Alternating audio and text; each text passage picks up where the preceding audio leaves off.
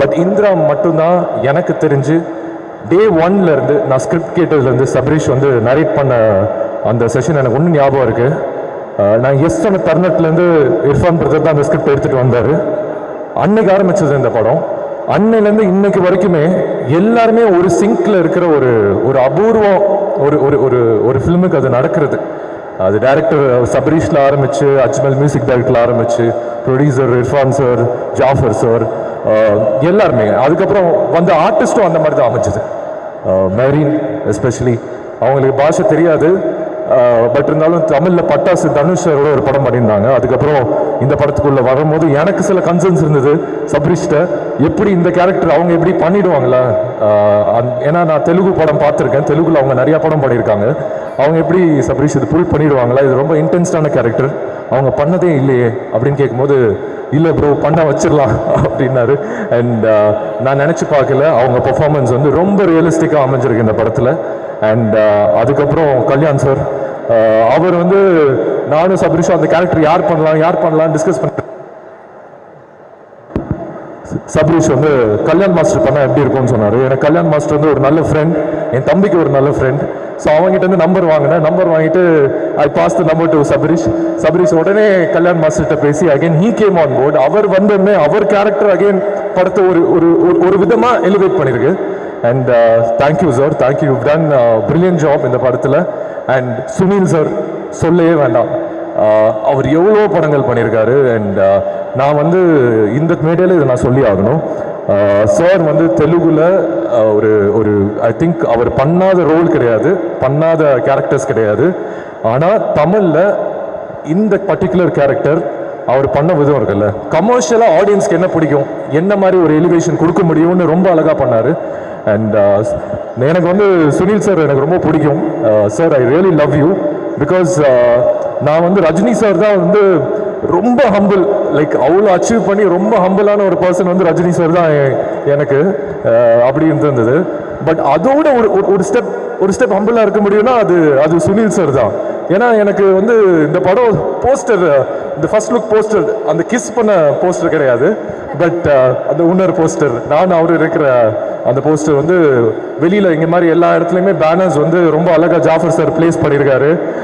அந்த மாதிரி ஒரு இடத்துல அவர் பார்த்துட்டு எனக்கு கால் பண்ணும்போது வசந்த் இப்போ தான் நம்ம பேனர் போஸ்டர் பார்த்தேன், எனக்கு ரொம்ப சந்தோஷமாக இருக்குது, இந்த போஸ்டர் உன்னோட ஷேர் பண்ணுறது எனக்கு ரொம்ப சந்தோஷமாக இருக்குது அப்படின்னு சொல்லும்போது நான் சொன்னேன், சார் நீங்கள் சந்தோஷப்படுறது எனக்கு பெருமையாக இருக்குது சார், உங்களோட அந்த போஸ்டரை நான் ஷேர் பண்ணது நிஜமாக சொல்கிறேன். அண்ட் அந்தளவுக்கு ஒரு ஹம்பிளான பர்சன். அண்ட் அவரோட பெர்ஃபார்மன்ஸ் நான் உண்மையிலே சொல்கிறேன், வேறு யாரை அந்த ரோல் பண்ணியிருந்தாலுமே அவர் அளவுக்கு பண்ணியிருக்கவே முடியாது.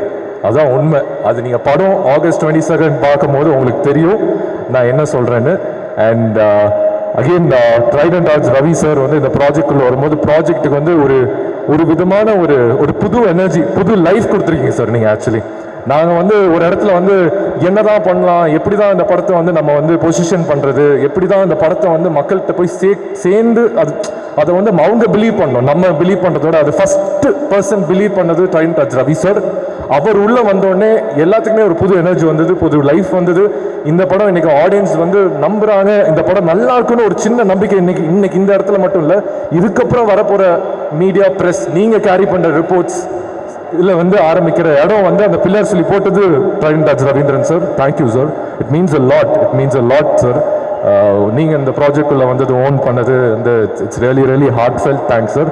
அண்ட் சஞ்சய் பிரதர்கிட்ட நான் சொல்லி ஆகணும், அவர் வந்து always been a friend and well wisher. And back எண்டில் அவரும் ஒரு பெரிய சப்போர்ட் பண்ணியிருக்காரு இந்த படம் ட்ரைடன்ட் சார் குள்ளே போகிறதுக்கு. Thank you Sanjay, means a lot, means you, I mean love you so much for that. And Indira வந்து எனக்கு என்ன மாதிரி ஒரு படம் அப்படின்னு சொல்லணும்னா, என் ஃபர்ஸ்ட் படம் தரமணி அப்படின்னு ஒரு படம் ராம் சார் கொடுத்தாரு, அதில் இன்ட்ரடியூஸ் ஆகி இதுக்கப்புறம் ராக்கின்னு ஒரு படம் பண்ணேன், அஸ்வின்ஸ்னு ஒரு ஹாரர் பண்ணேன். ஒரு படமே ஒரு ஜானராக டிஃப்ரெண்ட்டாக பண்ணணும்னு எப்போவுமே நினச்சது உண்டு.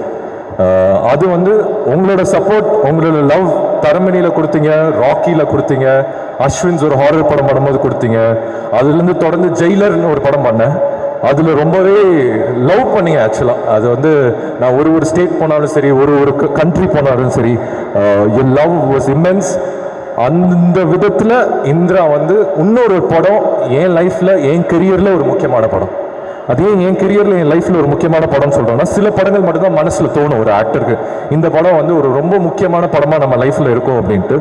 ஸோ என் கெரியரில் தரமணி, ராக்கி எந்த அளவுக்கு எனக்கு பர்சனலாக முக்கியமோ, இந்திரா வந்து ஆடியன்ஸ் மத்தியிலுமே ஒரு முக்கியமான படமாக அமையும். ஏன்னா ஆல்வேஸ் த்ரில்லர் படங்கள் தமிழ் ஆடியன்ஸ் வந்து என்றைக்குமே கைவிட்டது கிடையாது. கடைசியாக நம்ம வந்து ஒரு ரொம்ப அழகான ஒரு ஒரு ஒரு த்ரில்லர் இல்லை ரொம்ப பம்ப்டப்பான ஒரு த்ரில்லர் பார்த்தது வந்து ராட்சசன் அண்ட் போர்த்தொழில். இந்த 2 த்ரில்லர்ஸ்க்கு அப்புறம் தமிழ் சினிமாவில் வந்து ஒரு கேப் இருந்திருக்கு. அந்த கேப் இந்த வருஷத்தில் ஏன் படம்னு சொல்ல, Indira will be one of the best thriller films in Tamil cinema right now. இது வந்து நான் வந்து ஏதோ கான்ஃபிடென்ட்டாக பேசல, நான் படம் பார்த்துட்டேன். எனக்கு அந்த நம்பிக்கை இருக்குது. உங்களுக்கு அந்த நம்பிக்கை கொடுக்கறதுக்கு மட்டும் இல்லை, நீங்கள் தேட்டரில் வந்து இந்த படத்தை பாருங்கள். நான் எதுனா இந்த வருஷத்தோட பெஸ்ட் த்ரில்லர் ஃபிலிம் சொல்கிறேன்னு உங்களுக்கு தெரியும். இந்த படத்தோட டேட் August 22 ஃபிக்ஸ் பண்ணும்போது நிறையா பேர் நிறையா விதமான ஒரு ஒரு விஷயம் சொன்னாங்க. 22 வந்து வரீங்களே, 1 வீக் தான் இருக்குது கூலி வரதுக்கு, August 14 வரீங்க, August 14 கூலி வருது, 1 வீக் போதுமா, 8 டேஸ் போதுமா உங்கள் படம் நிற்கிறதுக்கு அப்படின்ட்டு. என்னை பொறுத்த வரைக்கும் August 14 கூலியும் வந்து பாருங்கள். ஏன்னா ரஜினி சாரும் என்னோட அப்பா தான். I really love him so much. And 8 days கழிச்சு கூலி வருது, 8 டேஸ் கழிச்சு இந்திரா வரும்போது நீங்களும் இந்திரா எல்லாருமே தேட்டரில் வந்து பாருங்கள். ஏன்னா ஜெயிலருக்கு அப்புறம் ஒரு 8 டேஸ் கேப்பில் சாருக்கும் எனக்கும் ஒரு படம் வர்றது வந்து எனக்கு பெருமை.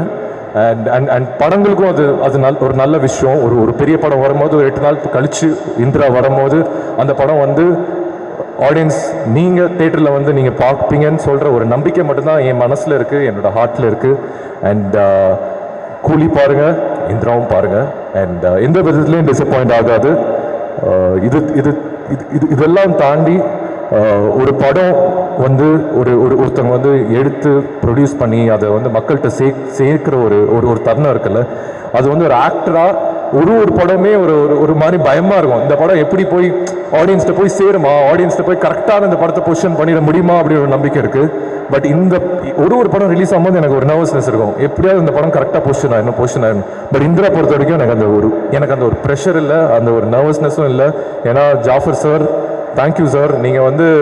நீங்கள் வந்து பண்ணுற விதம் எனக்கு தெரிஞ்சு எந்த ப்ரொடியூசருமே இந்த எஃபோர்ட் பண்ண மாட்டாங்க.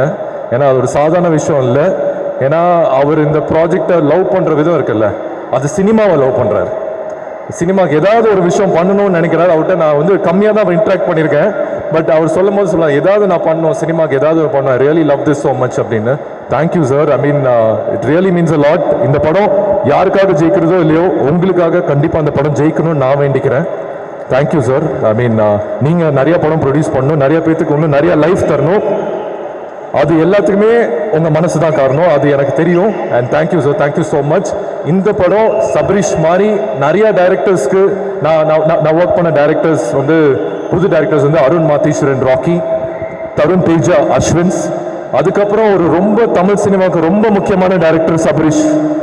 அதில் வந்து நான் இன்னைக்கு சொல்கிறேன் இந்த ஸ்டேஜில், நான் வந்து எதுவும் எக்ஸாஜரேட் பண்ணல. அடுத்த இந்த படம் ரிலீஸ் ஆகி ஒரு 1 வீக்கோ 10 டேஸ்ல அவர் தனுஷ் சாருக்கே படம் பண்ணுவார். அந்த மாதிரி தான் எனக்கு தோணுது. எப்படி அருண் வந்து ராக்கி முடிச்சுட்டு கேப்டன் மில்லர் பண்ணுறாரோ, இந்த தருணத்தில் நான் சொல்கிறேன் அதுக்கான எல்லா பொட்டென்ஷியலும் இருக்கிற ஒரு டைரக்டர். அண்ட் ஏன்னா அந்த படம் அந்த மாதிரி வந்திருக்கு.